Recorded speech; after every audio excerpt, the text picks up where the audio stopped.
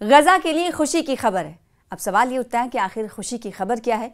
गजा और फ़लस्तीन के लोगों के लिए इस खुशी की खबर में दरअसल एक ऐसा फैसला है जो गजा के लोगों के लिए कहीं ना कहीं फ़ायदेमंद साबित होगा।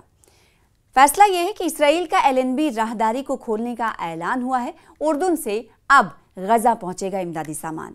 इसराइल ने उर्दून से मुत्तसिल एलएनबी क्रॉसिंग खोलने का ऐलान कर दिया है, जो कि फ़लस्तीनी आवाम और गजा के लोगों के लिए ये बहुत बड़ा फैसला है।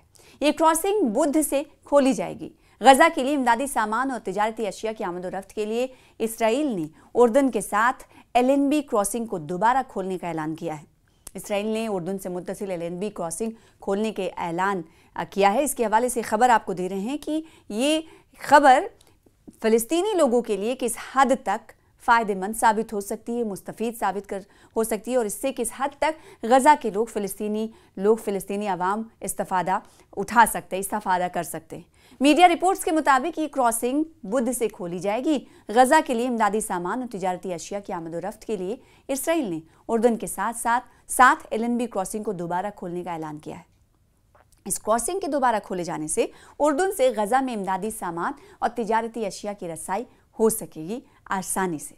इजरायली सिक्योरिटी हुक्काम ने बताया कि क्रॉसिंग खुलने के बाद ड्राइवर और कार्गो ट्रक्स की सख्त स्क्रीनिंग की जाएगी और इस हवाले से खुसूसी सिक्योरिटी फोर्स भी तैनात कर दी गई है। ख्याल रहे कि ये क्रॉसिंग सितंबर 2023 से बंद थी। देखिए, 2023 से इस क्रॉसिंग को बंद कर दिया गया था। आपको मालूम होगा कि इसराइल की तरफ से कई इमदादी ट्रकों को रोका जाता है। कई आपने खबरें ऐसे देखी होंगी कि जिसमें से इसराइल की तरफ से फ़लस्तीनी इमदादी ट्रक्स को रोका गया और इनकी तादाद कुछ 100-200 नहीं बल्कि हज़ारों थी। हज़ारों ट्रकों की मौजूदगी बॉर्डर्स एरियाज़ में आपने देखी होंगी, वो तस्वीरें भी देखी होंगी।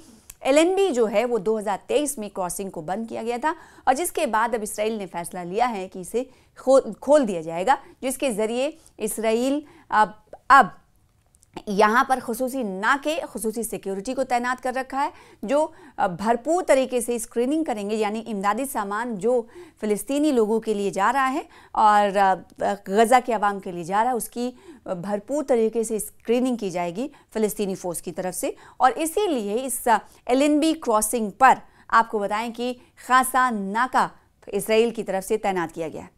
ख्याल है कि क्रॉसिंग सितंबर 2023 से बंद थी। आपको एक बार फिर से बताएं कि 2023 से सितंबर में इस एलएनबी क्रॉसिंग को बंद किया गया था। वाज़ेह है कि इसराइल ने शाह हसन ब्रिज को उस वक्त बंद कर दिया था जब एक उर्दूनी ट्रक ड्राइवर ने एक इसराइली फौजी और रिजर्व अफसर को सरहद पर गोली मारकर हलाक कर दिया था। अब सवाल ये उठता है कि इसे बंद करने के पीछे की वजूहात क्या थी।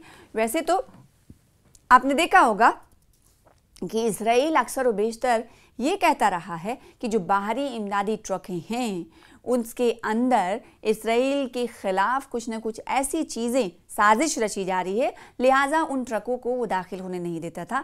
लेकिन जो एलएनबी क्रॉसिंग बंद की गई थी उसके पीछे की वजह ये थी कि एक ट्रक के ड्राइवर ने एक इसराइली फ़ौजी और रिजर्व अफसर को सरहद पर गोली मार दी थी, गोली मारकर हलाक कर दिया था, जिसकी वजह से इसे सितंबर 2023 में इस एलएनबी क्रॉसिंग को बंद कर दिया गया था।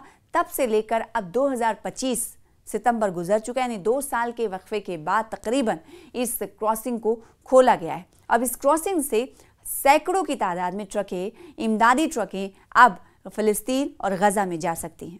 वादी उर्दून में क्रॉसिंग चंद दिनों बाद मुसाफिरों के लिए दोबारा खोल दी गई थी, लेकिन गजा की पट्टी के लिए, इंसानी इमदाद के लिए नहीं। एलएनबी में बंदिश के बाद से उर्दून ने कहा कि वो मगरबी किनारे के शुमाल में शेख हुसैन क्रॉसिंग के जरिए गजा को कुछ इमदाद भेजने में कामयाब रहा है। एलएनबी क्रॉसिंग मगरबी किनारे से फ़लस्तीनियों के लिए वाहिद बैनुल-अक़वामी गेटवे है, जिसके लिए इसराइल में दाखिल होने की ज़रूरत नहीं, जिसने इस इलाके पर 1967 से कब्जा कर लिया था। 10 अक्टूबर के मुआहदे के बावजूद गजा में इसराइली फ़ौज के हमलों से अब तक 370 से ज़ायद फ़लस्तीनी जाँ बहक हो गए हैं। यानी पीस डील एक तरफ चल रहा है और दूसरी तरफ खिलाफ वर्जी भी हम देख रहे हैं कि इसराइल की तरफ से लगातार जारी है। और इन खिलाफ वर्जियों के तहत कई फ़लस्तीनियों की जानें तल्फ हो रही हैं। इसका अक़वाम मुत्तहिदा ने भी नोट लिया कि आखिर ये कैसा पीस डील और ये कैसा अमन का प्रस्ताव, अमन की तजावीज़ जिस पर अमल दरामद है, जिसके पहले ही शक को की उल्लंघन की जा रही, का उल्लंघन किया जा रहा है। लेकिन कहीं ना कहीं बहुत हद तक आपको बताएं कि एलएनबी क्रॉसिंग के खुलने से फ़लस्तीनी अवाम को, गज़ा के अवाम को कहीं ना कहीं राहत भरी खबर ज़रूर मिली है।